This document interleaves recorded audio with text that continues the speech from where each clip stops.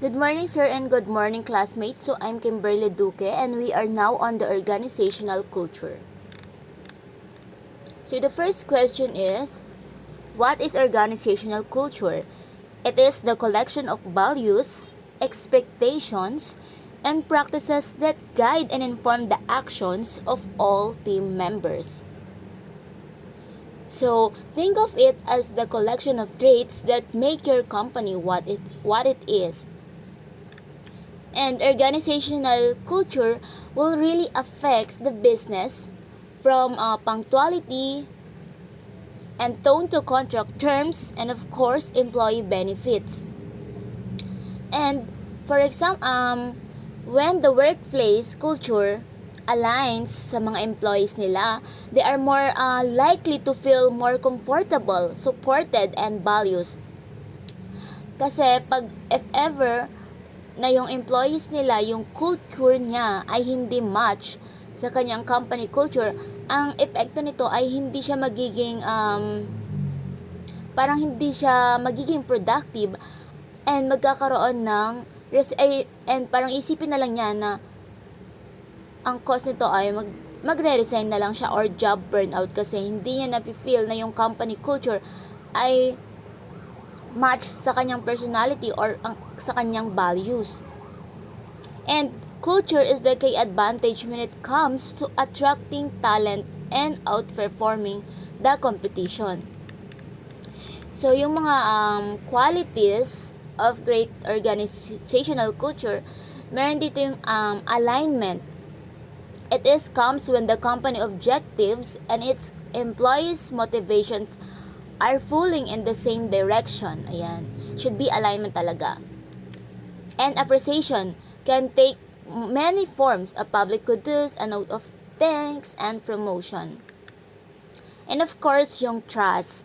Trust is a vital to an organization.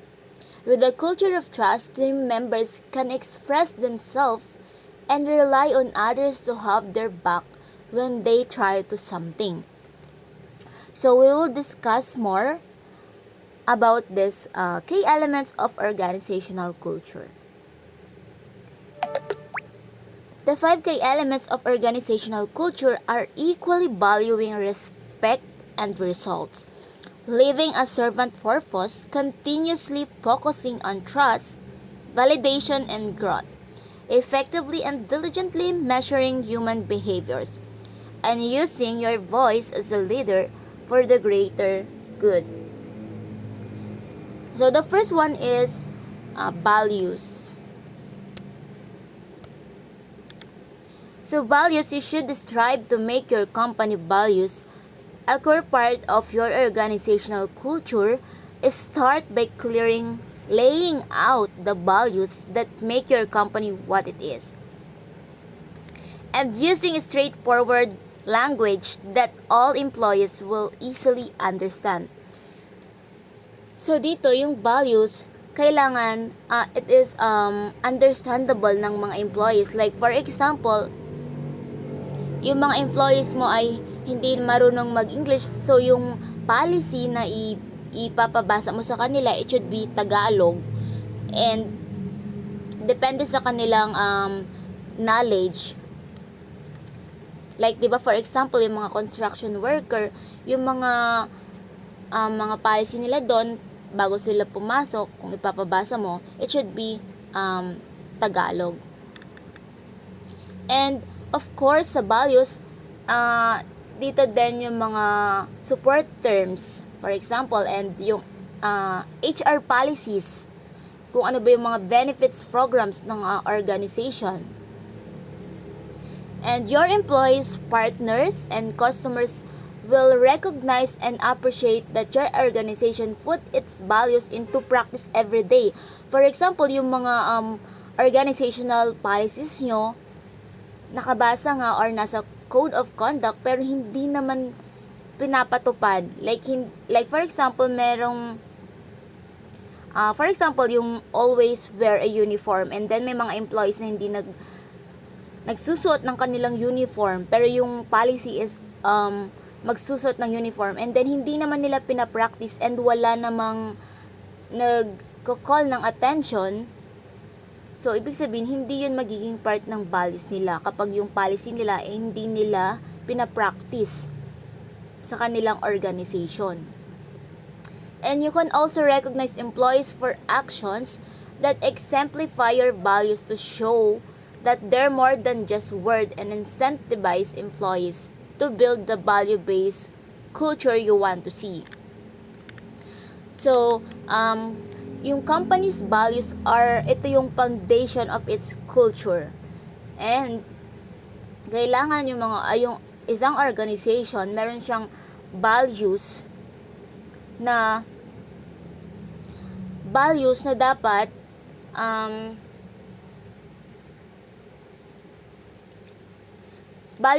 ini-implement nila sa mga employees nila, and yung mga employees nila dapat alam nila kung ano yung values na yun. And dun din naman magkakaroon, and makikita naman pala yun sa mga employees kung ano yung values. It reflects to the employees kung ano yung values ng isang organization. So the next one is recognition. So recognition is the single largest contributor to a winning company culture and the biggest driver of employee engagement to food. Even in the most difficult times, like those organizations across the world face while adapting to the new normal, recognition makes team members feel supported and part of the greater whole. So, recognizing the contribution of all team members, syempre yung epekto nito is positive effect on organizational culture.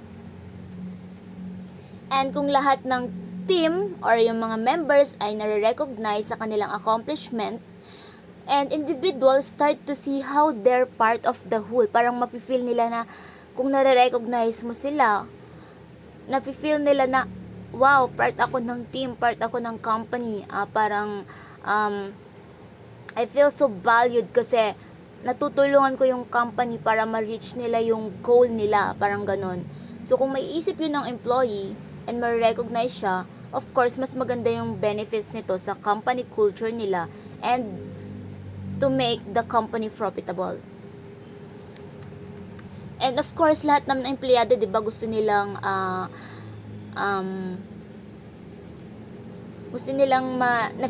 na-recognize yung efforts, and of course they want to be appreciated by the supervisors or the company. And kapag napifeel na nila yon, ang indication nito is mas magkakaroon siya ng engagement and of course productivity and retention sa company. And some example is for example, yung promotion, 'di ba? If you want to recognize sa employees, pwede mo siyang bigyan ng promotion or yung appreciation, like through emails or letters sa mga employees. And next is the employee voice. And organizations with great cultures, employees feel comfortable expressing their true thoughts. Their employers can then analyze this feedback and apply the resulting insights to continually improve business outcomes and the employee benefits. And creating a culture that values feedback and encourage employees. Employee voice essential. So of course, yung company ay ini-encourage niya yung mga employees na magsalita kung ano ba yung problem or paano mapabilis yung process. For example, dapat yung organization or the management will listen to the employee.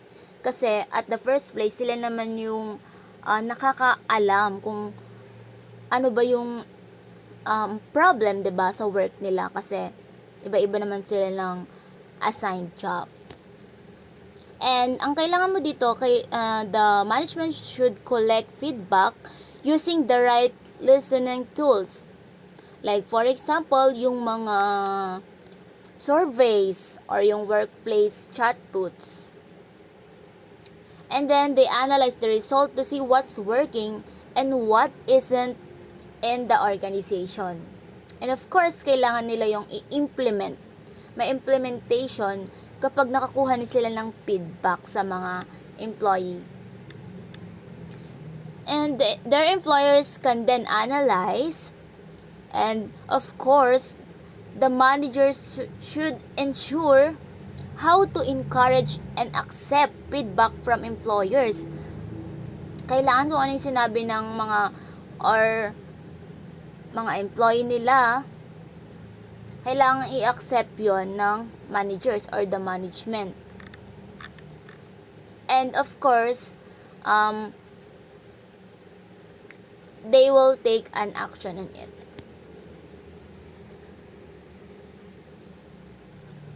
And the next one is leadership. As your leaders go, so goes your business. If your employees believe in their managers and your company's leadership, you're set up for success.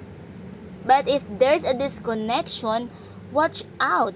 Managers account for 70% of the variance is employee engagement. So of course, kung ano yung ginagawa ng leader, kung paano siya mag-lead ng kanyang mga members, yun yung magiging motivation ng mga hinahawakan niyang mga tao, di ba? And of course, yung leaders should act as examples. So kung gusto niya maging productive yung mga employees niya, kailangan siya minomotivate niya how to be productive, or siya mismo nagiging productive siya. Yung like yung mga sinasabi niya, kailangan yung sinasabi niya, kailangan it's reflect on his or her action. And from recognition to wellness, and emphasize the need to maintain two-way communication with all the team members. Of course, yung mga leaders, kailangan merong two-way communication sa kanilang team members. Hindi lang yung leader yung nagsasalita. Of course, kailangan din nilang ng two-way communication para malaman nila kung ano ba yung goal ng company. Like kung for example, may problem, alam ng leader kung paano niya susolusyonan. Kasi meron silang two-way communication.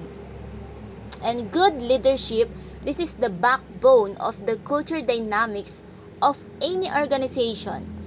And the leader has to constantly be pushing the mission. Ayan, syempre yung leader talaga yung yung palaging motivated para ma-reach nila yung kanilang mission, standard, and of course, the process of the company. And without effective leadership, the other four elements cannot thrive kasi hindi nila mai-implement yung values kapag walang leadership, di ba? Hindi nila mai-implement yung employee voice kapag walang good leadership. And of course, people want to know they have a leader who cares about them. Kasi kung hindi nila napifeel yung kanilang leader na parang walang pakialam sa mga employees nila, the people will feel na hindi sila valued, or parang wala silang purpose in doing something kung paano ba nila ma-reach yung goal nila without good leadership. And the next one is belonging. A sense of belonging is the foundation of any great culture, but developing one requires a multi-pronged approach. Organizations prioritize the 5 pillars of belonging by making employees feel welcome, known, included, supported, and of course, connected. Ayan, very important yung belonging kasi ayan nga, ito yung mga 5 pillars yung mafe-feel nila na feel welcome. For example, kung new employees lang sila, they will feel welcome by the organizational environment or the culture. And nafe-feel nila that they are included, na part talaga sila sa company, and of course connected sila sa company, na like for example mapi-feel talaga nila na part sila sa company, and kasama sila sa makakatulong kung if ever na may mga kailangan silang gawin or yung para ma-reach nila yung kanilang company goal. And team members feel known when the company takes time to solicit honest feedback and then incorporate it with the organization. And of course, when the employees feel na empowered to do their best, recognize, and masusuportahan talaga nila yung organization, and mas magiging productive sila everyday. So that's all. Thank you for listening.